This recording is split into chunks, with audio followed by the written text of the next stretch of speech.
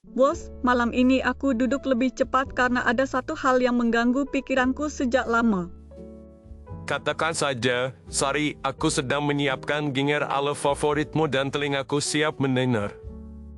Aku melihat platform belanja yang menjual barang sangat murah dan terasa seperti dunia lain. Kenapa harganya bisa serendah itu? Pertanyaanmu bagus sekali karena di balik harga murah ada struktur produksi, logistik, dan strategi harga yang disusun sangat rapi. Aku ingin memahaminya dari awal tanpa istilah yang rumit agar aku tidak tersesat. Kita mulai dari rantai pasok yang dipersingkat karena produsen kecil dan menengah bisa menjual langsung ke pembeli global melalui aplikasi. Jadi perantara dipangkas dan itu membuat biaya turun karena tidak banyak tangan yang mengambil margin. Benar sekali dan ditambah dengan skala katalog yang sangat besar sehingga biaya promosi per produk bisa ditekan melalui algoritma rekomendasi. Algoritma itu menampilkan barang yang kemungkinan besar aku klik dan beli sehingga kampanye iklan menjadi lebih efisien. Iya, Sari, dan ada permainan diskon dinamis di mana harga berubah berdasarkan minat, stok, waktu, dan pola belanja pengguna. Aku juga mendengar ada istilah de minimis yang membuat paket kecil lebih mudah masuk lintas batas. De minimis adalah ambang nilai barang impor yang mendapat perlakuan bea masuk yang ringan sehingga paket kecil bisa lewat lebih cepat dan murah. Kalau begitu biaya pajak dan prosesnya lebih ringan sehingga harga akhir terasa menurun bagi pembeli. Itu betul dan ketika volume paket sangat besar maka ada efisiensi pada pengemasan, konsolidasi, dan rute pengiriman. Aku penasaran tentang mutu barang karena harga murah sering membuat orang khawatir soal keamanan. Kekhawatiran itu wajar dan ada langkah sederhana seperti membaca deskripsi bahan, foto detail, dan ulasan yang menyebut aspek keselamatan. Aku sering melihat ulasan yang panjang namun kadang tidak membahas bahan atau sertifikasi sehingga aku bingung. Carilah kata kunci seperti bahan utama, standar keamanan, umur pakai, dan untuk elektronik periksa voltase serta colokan yang sesuai. Untuk produk anak kecil aku ingin tahu langkah ekstra agar aman karena itu sangat sensitif. Hindari barang tanpa penjelasan bahan yang jelas dan prioritaskan penjual yang menampilkan informasi pengujian atau sertifikasi yang dapat diverifikasi. Kalau ada masalah pengembalian barang lintas batas terasa merepotkan dan aku takut prosesnya panjang. Kamu bisa menilai kebijakan pengembalian sebelum membeli dan cek apakah platform menyediakan label pengembalian, pusat pengaduan, dan pelacakan status. Aku juga melihat banyak promosi dari kreator yang melakukan haul dan memperlihatkan tumpukan paket seperti pesta belanja. Itu bagian dari pemasaran yang mengandalkan rasa penasaran, harga kejutan, dan efek keramaian yang membuat orang ingin ikut mencoba. Aku menyukai diskon tetapi aku juga ingin adil pada pekerja yang membuat pakaian dan sepatu itu. Keadilan bagi pekerja bergantung pada audit pabrik, kontrak kerja yang jelas, dan tekanan pasar untuk menghargai upah dan jam kerja yang wajar. Aku tidak melihat pabriknya secara langsung sehingga sulit menilai apakah klaim etis itu nyata. Kamu bisa melihat indikator seperti keterbukaan laporan pemasok, kerjasama dengan lembaga independen, dan konsistensi klaim dari waktu ke waktu. Bagaimana dengan lingkungan? Karena paket kecil yang menyeberang negara pasti memerlukan banyak energi. Dampak lingkungan muncul dari produksi bahan, pewarnaan, pengemasan, pengiriman, dan pengembalian yang kadang berakhir sebagai limbah. Aku ingin memilih lebih cermat tanpa mematikan rasa senang saat menemukan barang lucu dengan harga ramah. Gunakan anggaran risiko pribadi dengan membagi kategori keaman hati-hati dan hindari, lalu sesuaikan keputusan dengan informasi yang tersedia. Kategori aman itu seperti apa agar aku punya pegangan sederhana? Aman biasanya aksesori non-listrik sederhana, peralatan rumah tangga tanpa kontak kulit lama, dan barang yang tidak untuk bayi atau anak kecil. Kategori hati-hati berarti aku harus membaca lebih teliti dan bertanya lebih banyak pada penjual. Betul, dan contohnya kosmetik, produk yang bersentuhan lama dengan kulit, atau elektronik ringan yang menyentuh listrik rumah. Kategori hindari berarti risiko terlalu tinggi dibanding manfaat sehingga lebih baik cari alternatif. Benar, dan contohnya produk keselamatan, perangkat yang menahan beban, atau barang untuk bayi yang membutuhkan standar ketat. Aku juga melihat label hijau di banyak halaman produk dan aku takut itu hanya greenwashing. Bacalah isi label tersebut lalu cari bukti penjelas yang menguraikan bahan, proses, dan lembaga penilai yang bisa dilacak. Jika label tidak konsisten maka aku menurunkan nilai kredibilitasnya dan mempertimbangkan pembelian lain.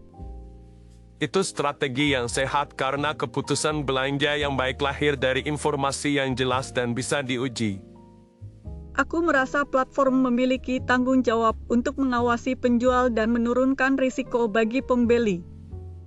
Platform memang diberi amanah untuk menata verifikasi penjual, moderasi konten produk, dan jalur pengaduan yang dapat diakses. Saat skala sangat besar moderasi menjadi tantangan karena katalog bergerak cepat. Maka kombinasi pemantauan otomatis dan evaluasi manual diperlukan agar penanganan kasus penting tidak lolos dari perhatian. Aku ingin memahami sisi logistik karena pengiriman paket kecil terasa seperti sulap yang menghubungkan pabrik dan rumahku. Rantai logistik terdiri dari pengumpulan di gudang dekat pabrik, konsolidasi, penyortiran, penerbangan atau jalur laut, bea cukai, dan pengantaran terakhir. Biaya bisa ditekan karena ada rute padat, kemitraan operator, dan optimalisasi ukuran paket. Tepat sekali, dan sistem pelacakan memberi transparansi sehingga pembeli tidak gelisah saat paket bergerak. Aku penasaran bagaimana penjual menentukan harga yang terasa tidak masuk akal. Mereka memakai biaya produksi yang rendah, skala bahan baku, negosiasi pabrik, dan strategi diskon bertahap untuk mendorong konversi. Ada juga flash sale yang membuatku merasa harus segera membeli agar tidak ketinggalan. Flash sale bekerja karena batas waktu menekan keraguan-raguan dan mendorong keputusan lebih cepat. Aku ingin membeli dengan tenang tanpa terburu sehingga aku butuh cara sederhana untuk menilai apakah aku benar-benar butuh barang itu. Tulis alasan pemakaian, durasi pemakaian, dan rencana perawatan, lalu cocokkan dengan kualitas bahan dan kemudahan perbaikan. Aku setuju karena jika aku bisa memperbaiki maka umur barang lebih panjang dan limbah berkurang. Kamu juga bisa melihat ketersediaan suku cadang atau kemudahan menemukan pengganti bagian kecil yang sering rusak. Soal ukuran baju aku sering salah dan akhirnya tidak dipakai. Gunakan ukuran tubuh aktual, bandingkan tabel ukuran penjual, dan baca ulasan yang menyebut tinggi serta berat agar perkiraan lebih tepat. Ada juga gaya foto yang membuat warna terlihat berbeda dari aslinya di layar ponselku. Lihat foto dari pembeli lain dan deskripsi kode warna agar bayanganmu lebih dekat dengan produk sebenarnya. Aku ingin tahu apakah penjual di platform seperti itu selalu pabrik atau juga pedagang kecil yang mengatur stoknya sendiri. Keduanya ada, dan platform memberi ruang pada pabrik langsung, pedagang kurasi, dan reseller yang menggabungkan beberapa sumber. Apakah kualitas selalu rendah jika harga rendah karena itu yang sering orang anggap? Kualitas bervariasi dan harga rendah bisa berarti desain sederhana, bahan standar, atau produksi sangat efisien tanpa fitur tambahan. Aku pernah membeli barang kecil yang ternyata sangat membantu pekerjaanku sehari-hari. Temuan seperti itu membuat belanja terasa menyenangkan selama tetap mengikuti prinsip tanggung jawab dan keselamatan. Aku ingin tahu bagaimana pemerintah di berbagai tempat memikirkan aturan untuk model seperti ini.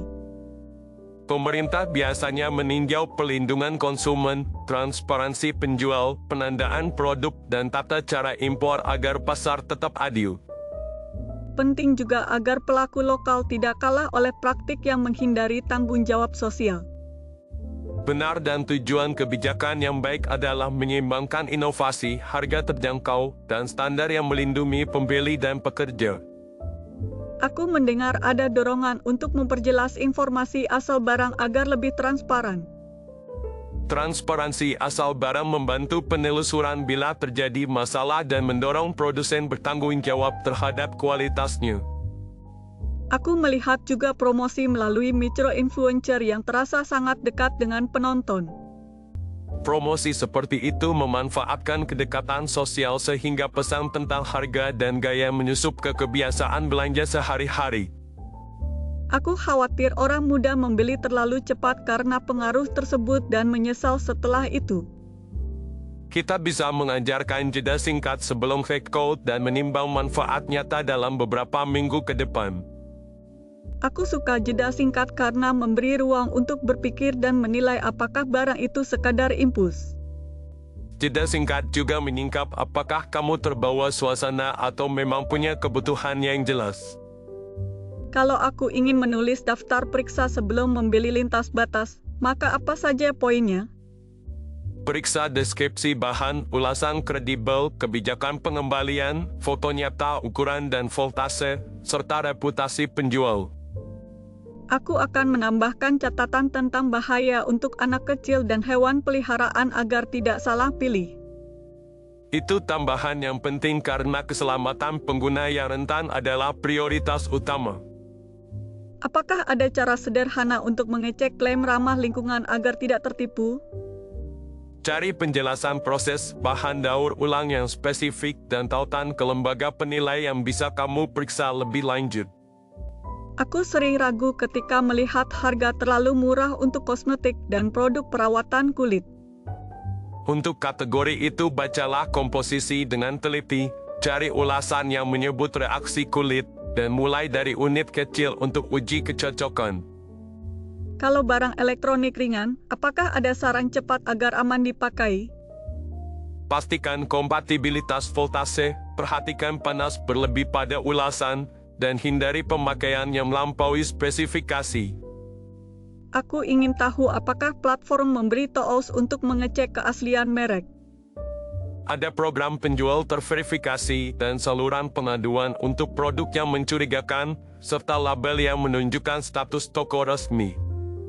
Aku menyukai toko yang membalas pesan dengan jelas dan cepat karena rasanya lebih bertanggung jawab.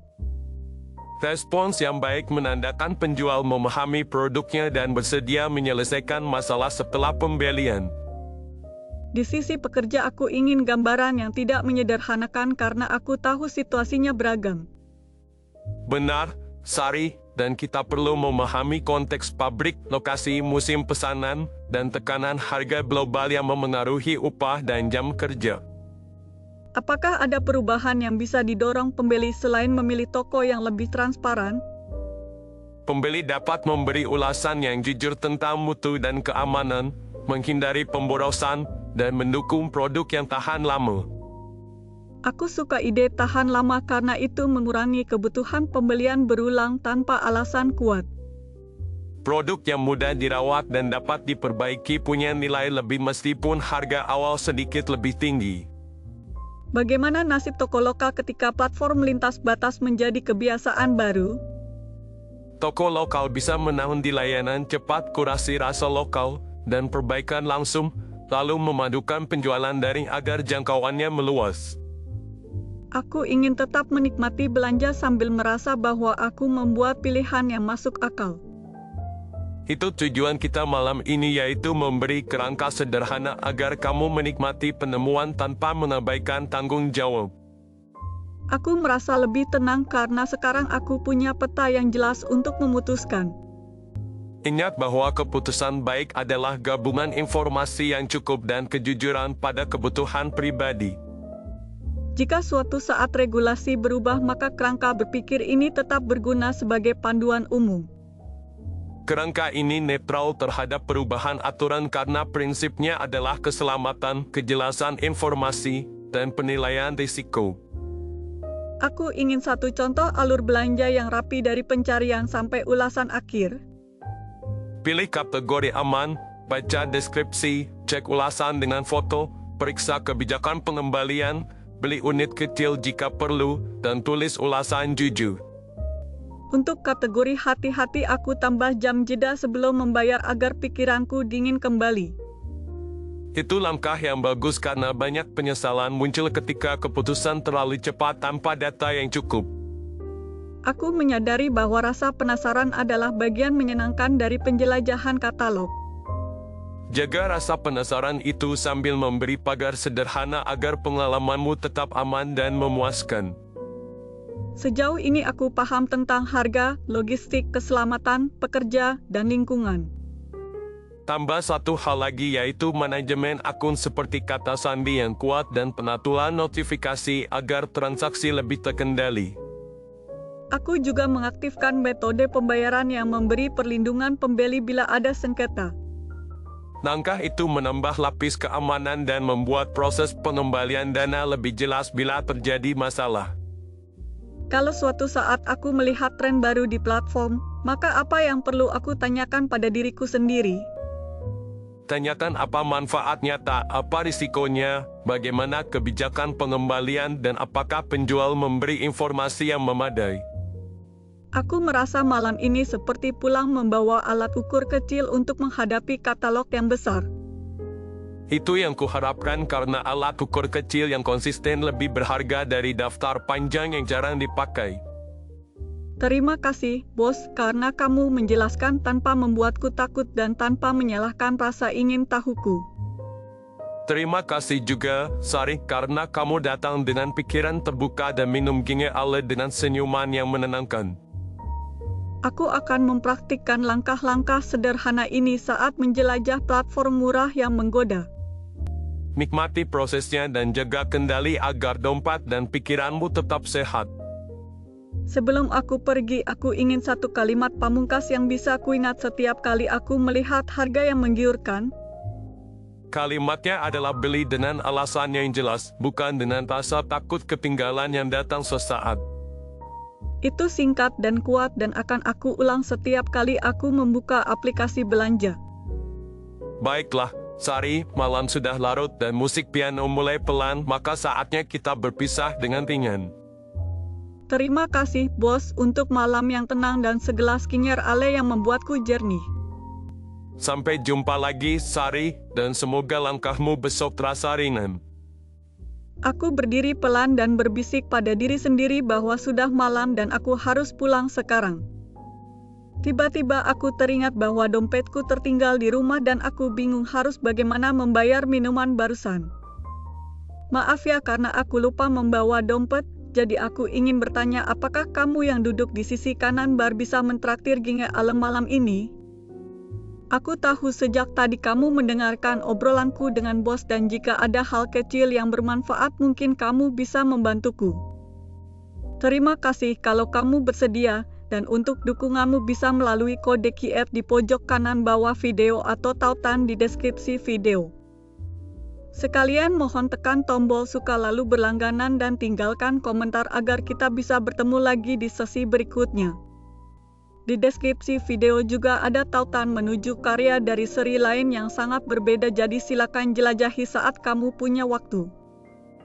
Terima kasih banyak atas kebaikanmu malam ini dan sampai jumpa lagi.